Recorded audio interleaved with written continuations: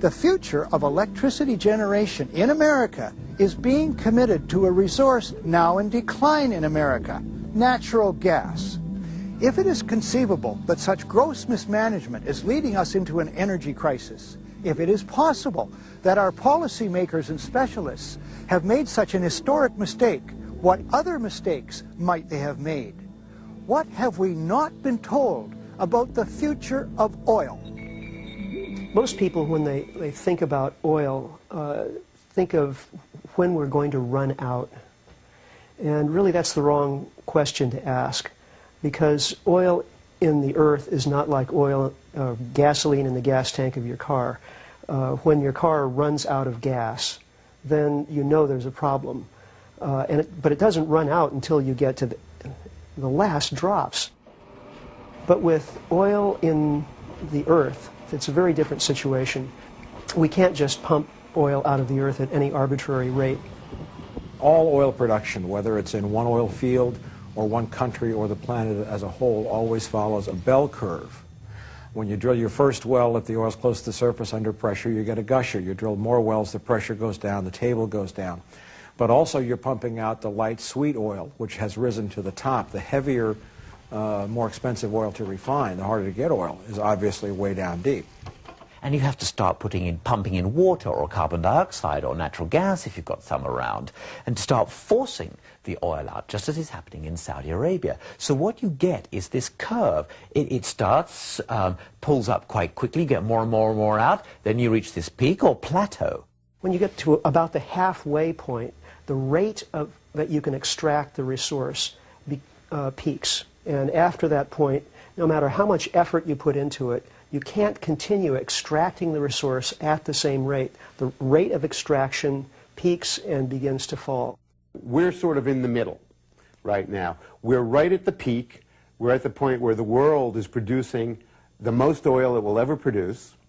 And we are going to enter the arc of decline very shortly, if not already. It's a little bit unclear whether or not we've actually already entered it. It's one of these phenomena that you only can say that with phenomenal. Yes, we are sure when you look back in a rearview mirror and say, gosh, obviously we peaked, but usually by the time it's clear, it's so far in the past that you're well into a totally different era. And once it goes into that decline, it's a permanent kind of a decline. It might be a bumpy decline, and then you've got yourself a gap between what you want to use and what the supply is. Peaking means categorically that you no longer grow. The effect of crossing over the peak means, in essence, that every barrel of oil that you produce from that moment on will be more expensive. It will require more energy to get out of the ground, and it'll be a lesser quality of oil.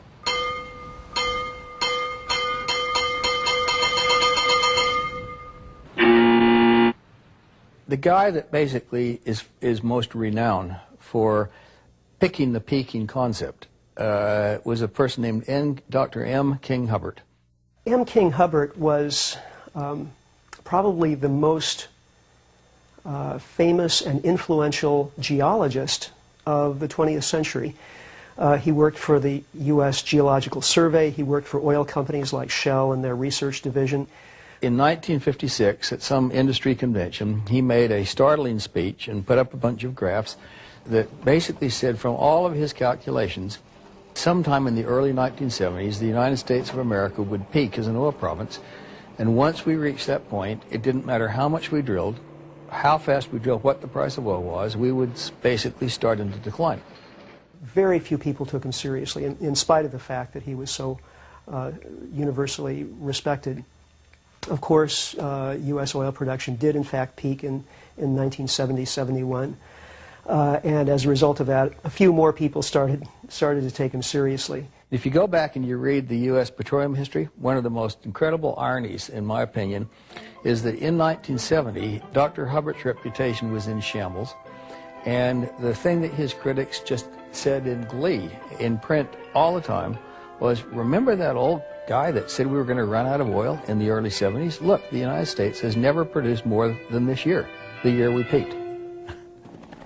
It seemed to take the better part of a decade or more before the oil experts in the United States looked back and said, isn't this interesting?